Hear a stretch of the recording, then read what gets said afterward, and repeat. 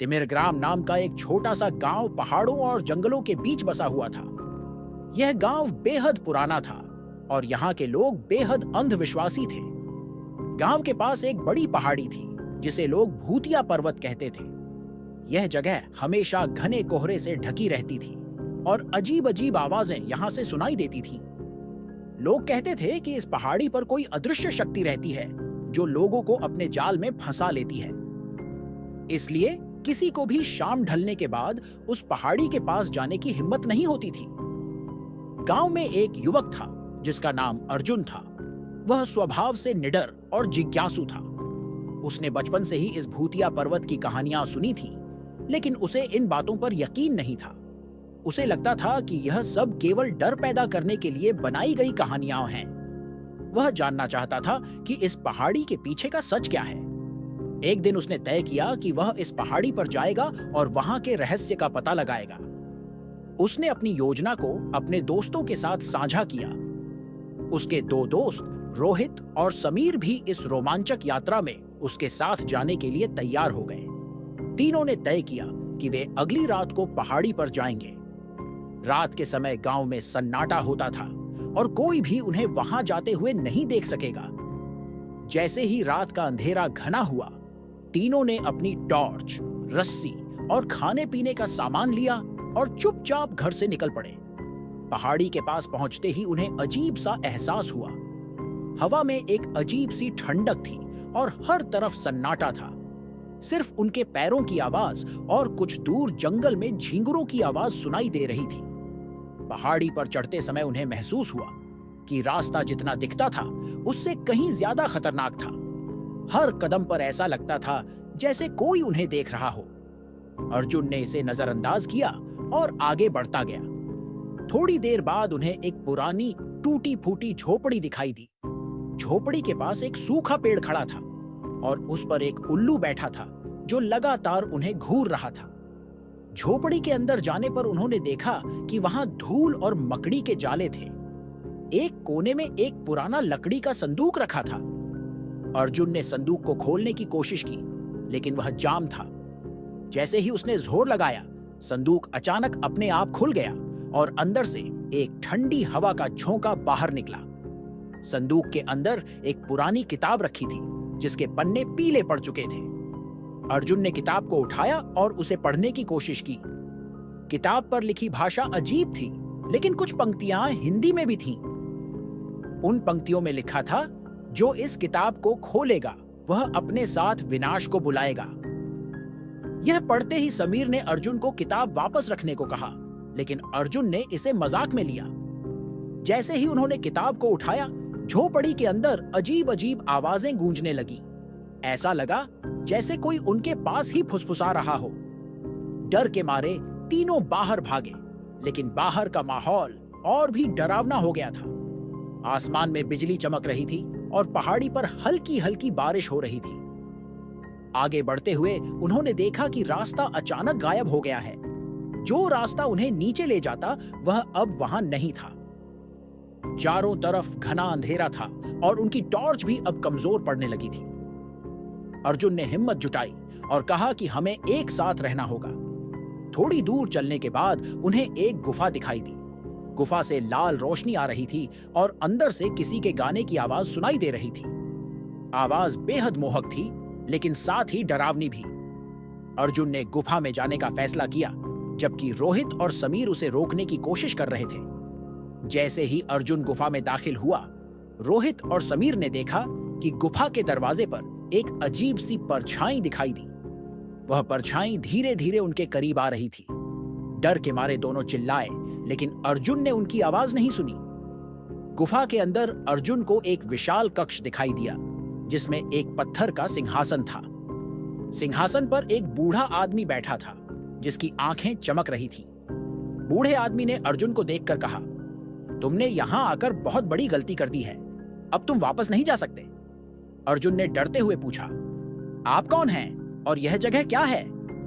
बूढ़ा आदमी हंसा और बोला, यह जगह मेरे शासन का केंद्र है। जो भी यहाँ आता है वह मुझसे कभी बच नहीं पाता। अर्जुन ने पीछे मुड़कर भागने की कोशिश की, लेकिन गुफा का रास्ता गायब हो चुका था। बाहर रोहित और समीर भी अब तक गायब हो चुके थे। अर्जुन ने जोर से चिल्लाना शुरू किया, लेकिन उसकी आवाज गुफा की दीवारों से टकराकर वापस आ रही थी। बूढ़ा आदमी धीरे धीरे उसकी ओर बढ़ने लगा। उसके कदमों की आवाज गुफा में गूंज रही थी। अर्जुन ने अपनी टॉर्च निकाली और उसे बूढ़े आदमी की तरफ फेंका, लेकिन वह आदमी वहीं खड़ा रहा। अर्जुन ने देखा कि बूढ़ा आदमी धीरे धीरे हवा में गायब हो गया। उसके बाद गुफा के अंदर अचानक अंधेरा छा गया। अर्जुन को महसूस हुआ कि वह अब पूरी तरह फंस चुका है। उसे अपने दोस्तों की आवाजें सुनाई देने लगीं, लेकिन वे कहीं दिखाई नहीं दे रहे थे। गुफा के अंदर उसकी चीखें गूंजने लगीं और वह अंधेरे में खो गया। सुबह जब गांव के लोग पहाड़ी के पास पहुंचे तो उन्हें अर्जुन, रोहित और समीर का कोई सुराग नहीं मिला। सिर्फ उनकी टॉर्च और कुछ सामान वहीं पड़ा हुआ था। भूतिया पर्वत की कहानियां फिर से सच साबित हो गईं। गांव में यह बात फैल गई कि कोई भी उस पहाड़ी के करीब नहीं जाएगा। लोग अब भी मानते हैं कि जो भी उस पहाड़ी पर गया वह कभी लौटकर नहीं आया। पहाड़ी अब भी कोहरे में छिपी रहती है और वहां से आज भी अजीब अजीब आवाजें सुनाई देती हैं। गांव में अर्जुन, रोहित और समीर के लापता होने की खबर आग की तरह फैल गई। हर किसी के मन में खौफ बैठ गया। कुछ बुजुर्गों ने इसे भूतिया पर्वत के श्राप का नतीजा बताया। उन्होंने गांव वालों को चेतावनी दी कि इस घटना के बाद कोई भी उस पहाड़ी के पास न जाए। लेकिन अर्जुन की छोटी बहन नंदिनी ने इस घटना को चुपचाप सहन नहीं किया। वह अपने भाई को बहुत मानती थी और उसे किसी भी कीमत पर वापस लाना चाहती थी। नंदिनी ने गांव के बुजुर्गों से मदद मांगी, लेकिन सभी ने उसे मना कर दिया। उन्होंने कहा, यह आत्माओं का काम है, उनसे लड़ना हमारी शक्ति के बाहर है। नंदिनी ने ठान लिया कि वह खुद उस पहाड़ी पर जाएगी। उसने अपनी दोस्त काव्या और गांव के एक अन्य युवक विक्रम को अपने साथ चलने के लिए राजी किया। दोनों ही डर तो रहे थे, लेकिन नंदिनी के आत्मविश्वास और भाई के प्रति उसके प्रेम ने उन्हें साथ चलने पर मजबूर कर दिया। अगली रात तीनों ने चुपचाप गांव से निकलने की योजना बनाई। नंदिनी ने अपने भाई के पुराने नक्शे को देखा जो उसने अपनी यात्रा के लिए बनाया था। नक्शा अधूरा था, लेकिन उसमें पहाड़ी के कुछ हिस्सों का जिक्र था। रात के अंधेरे में तीनों भूतियां पहाड़ी के पास पहुंचे। वहां की हवा में एक अजीब सी ठंडक और डरावना सन्नाटा था। उन्होंने देखा कि पहाड़ी पहले से भी अधिक भयावह लग रही थी। चारों तरफ कोहरा था और ऐसा लग रहा था मानो कोई उन्हें देख रहा हो। पहाड़ी पर चढ़ते वक्त उन्हें अर्जुन और उसके दोस्तों के सामान के कुछ टुकड़े मिले। नंदिनी ने अपनी टॉर्च की रोशनी में कुछ निशान देखे जो झोपड़ी की तरफ जा रहे थे। तीनों ने उस रास्ते पर चलना शुरू किया। जब वे झोपड़ी के पास पहुंचे तो वहां का माहौल बेहद अजीब था। झोपड़ी के अंदर की हवा ठंडी और भारी थी।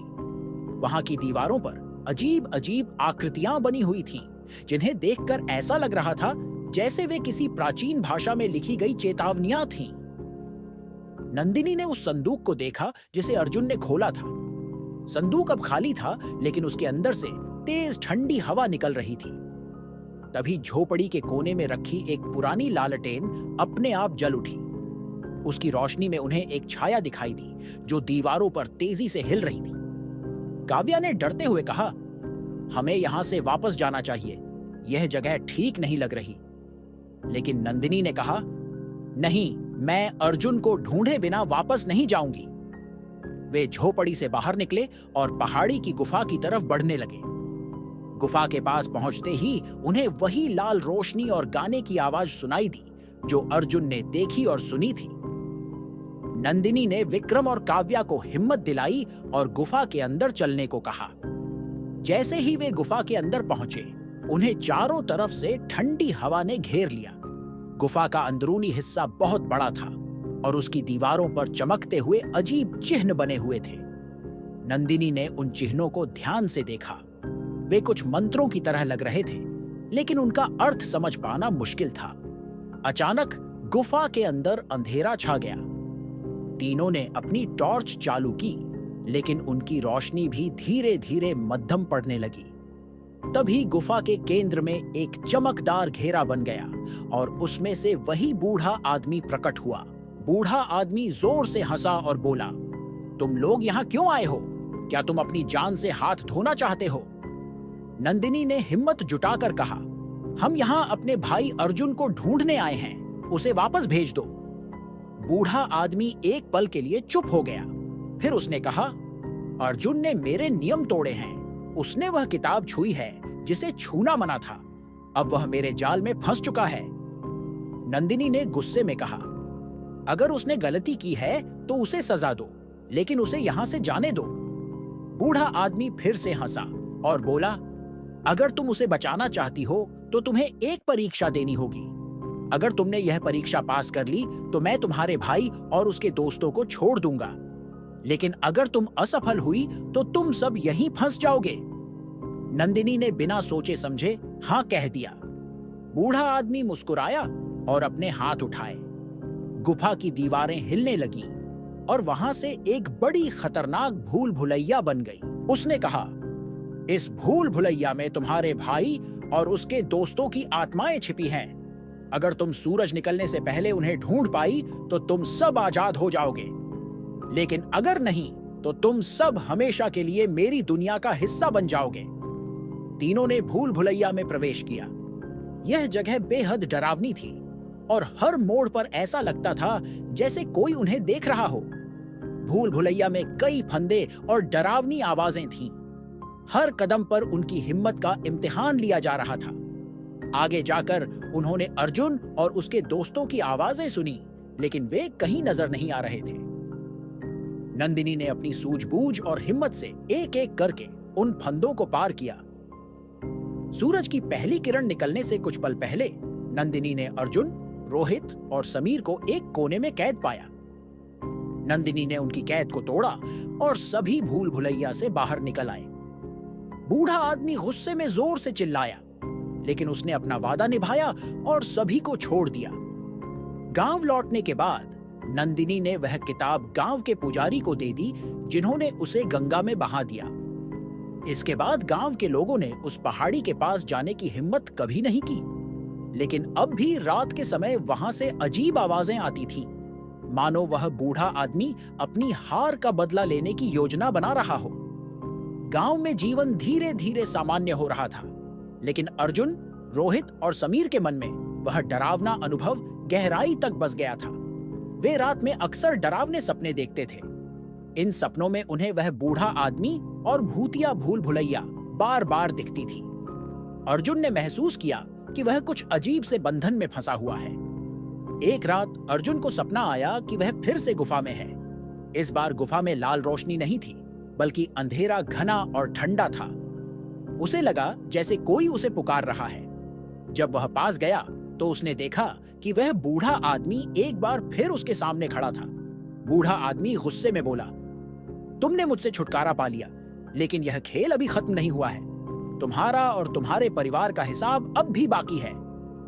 अर्जुन चौंक कर जाग गया। उसका पूरा शरीर पसीने से भीगा हुआ था। उसने यह सपना नंदिनी को बताया। नंदिनी ने इसे एक चेतावनी के रूप में लिया और तुरंत गांव के पुजारी से संपर्क किया। पुजारी ने कहा, यह आत्मा इतनी आसानी से हार मानने वाली नहीं है। वह अब भी उस किताब की ताकत का इस्तेमाल करके तुम्हारे परिवार को निशाना बना सकती है। हमें कुछ करना होगा। पुजारी ने सुझाव दिया कि एक यज्ञ किया जाए ताकि उस आत्मा को हमेशा के लिए बांध दिया जाए। लेकिन यज्ञ के लिए उस पहाड़ी से एक विशेष पवित्र पत्थर लाना जरूरी था। यह पत्थर उस गुफा के अंदर मौजूद था जहां वे पहले गए थे।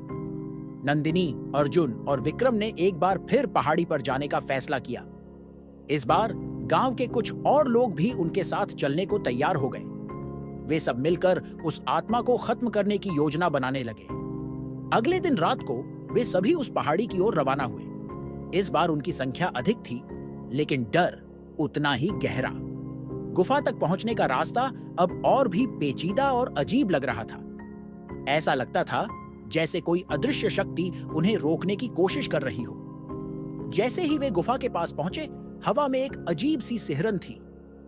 गुफा के अंदर वही लाल रोशनी चमक रही थी, लेकिन इस बार रोशनी और भी ज्यादा डरावनी लग रही थी। पुजारी ने कहा, ध्यान रखना, आत्मा अब और भी शक्तिशाली हो गई है। हमें एक दूसरे का साथ नहीं छोड़ना चाहिए। वे गुफा में धीरे धीरे दाखिल हुए। अंदर का माहौल बेहद डरावना था। दीवारों पर वही अजीब चिन्ह चमक रहे थे। गुफा के अंदर पहुंचते ही अचानक से एक भयानक गर्जना हुई और बूढ़ा आदमी फिर प्रकट हुआ। उसने जोर से हंसते हुए कहा, तुमने सोचा था कि तुम मुझसे बच जाओगे? यह मेरी दुनिया है और यहाँ मेरा राज्य चलता है। अब तुम सब मेरे गुलाम बनोगे। पुजारी ने तुरंत मंत्रों का जाप शुरू किया। गुफा की दीवारें हिलने लगीं और वहां से काले धुएं का झोंका निकलने लगा। बूढ़ा आदमी अब और भी गुस्से में आ गया। उसने अपने हाथ उठाए और गुफा में अचानक से तेज हवा चलने लगी। कई लोग डर के मारे गुफा से भाग गए, लेकिन नंदिनी, अर्जुन और विक्रम डटे रहे। पुजारी ने उन्हें इशारा किया कि वे पवित्र पत्थर को ढूंढें। नंदिनी ने गुफा के कोने में उस पत्थर को देखा। पत्थर चमक रहा था, लेकिन उसके पास जाना आसान नहीं था। पत्थर के चारों ओर आग की लपटें उठ रही थीं। नंदिनी ने हिम्मत दिखाते हुए उन लपटों के बीच जाकर पत्थर को उठा लिया। जैसे ही उसने पत्थर को हाथ में लिया, गुफा के अंदर की रोशनी अचानक तेज हो गई। बूढ़ा आदमी जोर से चिल्लाया, नहीं, ये मेरा अंत नहीं हो सकता। पुजारी ने अपने मंत्रों का जाप और तेज कर दिया। पत्थर की चमक इतनी बढ़ गई कि गुफा के अंदर हर चीज गायब होने लगी। बूढ़ा आदमी धीरे धीरे गायब हो गया और गुफा शांत हो गई। सबने राहत की सांस ली। वे पवित्र पत्थर को लेकर गांव लौट आए। पुजारी ने उस पत्थर का इस्तेमाल करके एक यज्ञ किया, जिससे उस आत्मा को हमेशा के लिए बांध दिया गया। उसके बाद से भूतिया पहाड़ी फिर से शांत हो गई। गांव के लोगों ने कभी उस पहाड़ी पर कदम नहीं रखा। अर्जुन और नंदिनी ने भी जीवन में आगे बढ़ने की कोशिश की, लेकिन वे कभी उस रात को नहीं भूल पाए जब उन्होंने मृत्यु और जीवन के बीच की लड़ाई लड़ी थी। गांव में अब भी यह कहानी पीढ़ी दर पीढ़ी सुनाई जाती है, लेकिन कोई भी उस पहाड़ी के रहस्यों को फिर से जानने की हिम्मत नहीं करता। अगर ये वीडियो अच्छा लगा हो तो लाइक करें, अपने दोस्तों के साथ शेयर करें और ऐसे ही वीडियो के लिए चैनल को सब्सक्राइब करें। धन्यवाद।